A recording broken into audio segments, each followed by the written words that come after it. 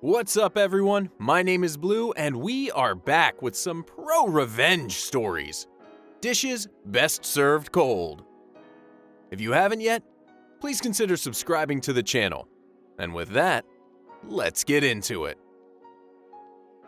Half-brothers threatened to sue me over $16,000. It cost them $158,000 and possibly their parents' marriage. When I, 25-year-old female, was 3, my grandparents passed away. They set up a savings account in my name.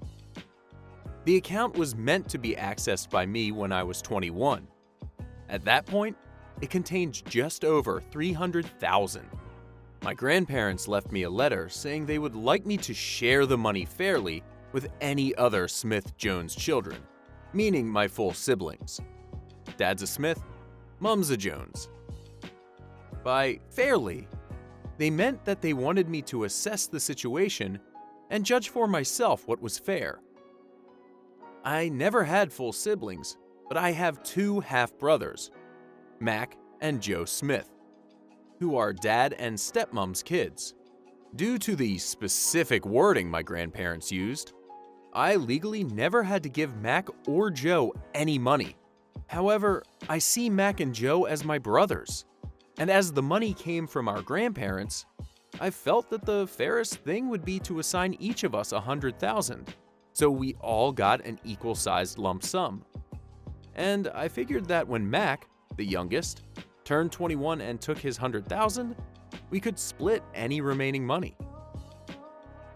When I turned 21, Dad suggested I buy a house with my $100,000. I found a place I loved, but it was $130,000 and I couldn't get a mortgage. So Dad said I should borrow $30,000 from the account.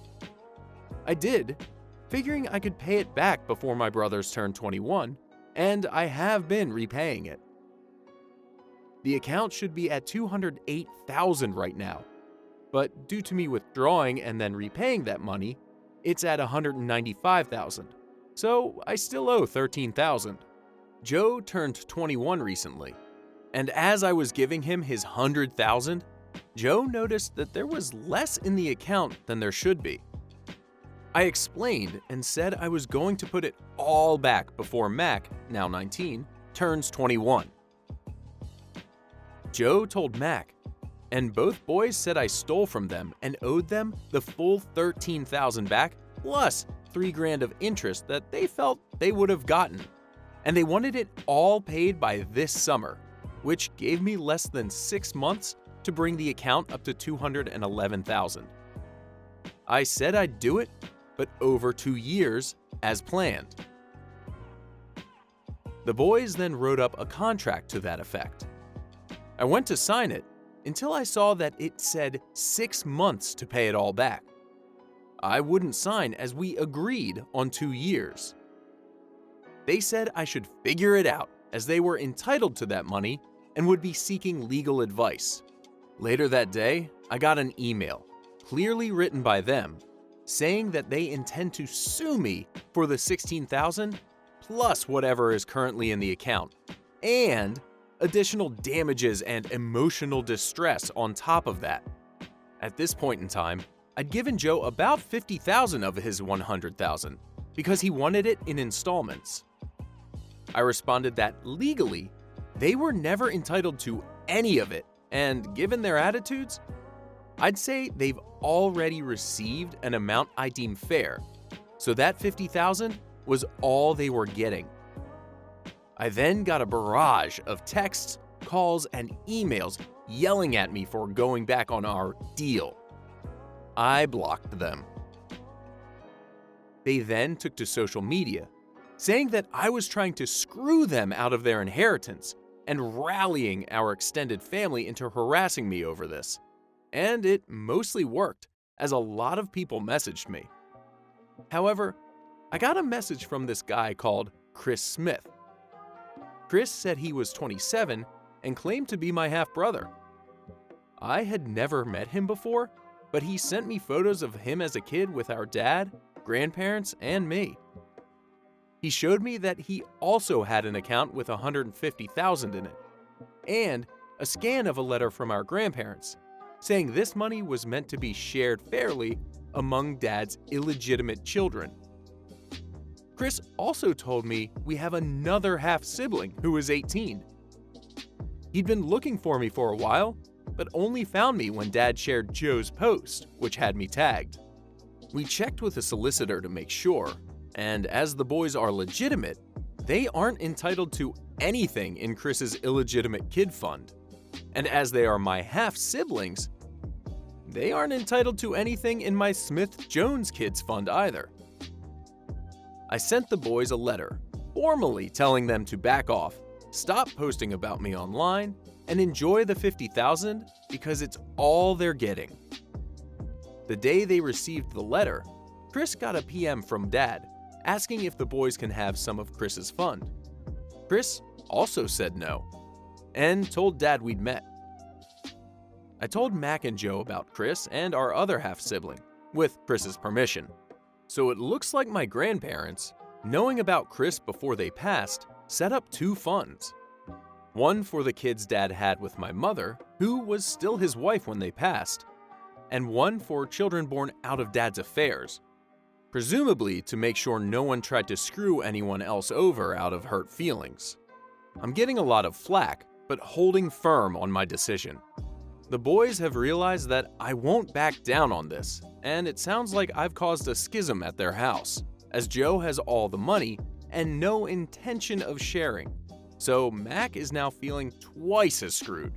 Plus, stepmom apparently did not know about the other half-siblings, or that my half-sister was born after she and Dad got married.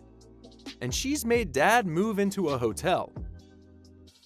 It sounds like Dad is looking for a long-term living arrangement outside of the family home, because it looks like she is not letting him move back in.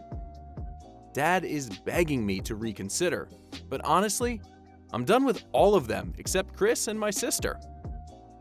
Wow, that's like a whole lot of drama, but he probably should have just taken the money and run. Revenge is best served cold. Very cold. About 9 years ago, my husband and I got hooked up on a rental house that was a great price and bigger than we actually needed. It had 4 rooms, but we really only needed 2. We were mid-20s at the time and had just moved to the area where my husband went to high school. He reconnected with some old high school friends that were newly married and having some housing problems. Of course, we offered one of our spare rooms to them for the super low price of $300 a month. They used to be great friends in high school, so they're obviously still great people, right? And sarcasm. By the second month, their rent was late, and I told them they had until the 15th to pay or leave. The 15th came and no money was paid, so I told them to pack their stuff. They tried a sob story, but I wasn't hearing any of it. They didn't pack, but sat on the front porch for over an hour. A car showed up and I realized it was the local dealer. These a-holes waited to buy an 8-ball on my porch, but couldn't pay rent. And then they left without taking their stuff. So I found every remote they had, about 4, and superglued the backs on every one. I smiled to myself for months imagining their batteries dying and them realizing they couldn't get the backs off to replace them. F you, bad roommates!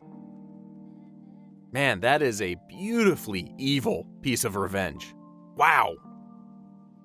And that's all the time we have today for these pro-revenge stories. If you liked any of the stories, make sure to click that like button and subscribe to the channel so you don't miss out on any more stories. Thanks for listening, everyone. Catch you later.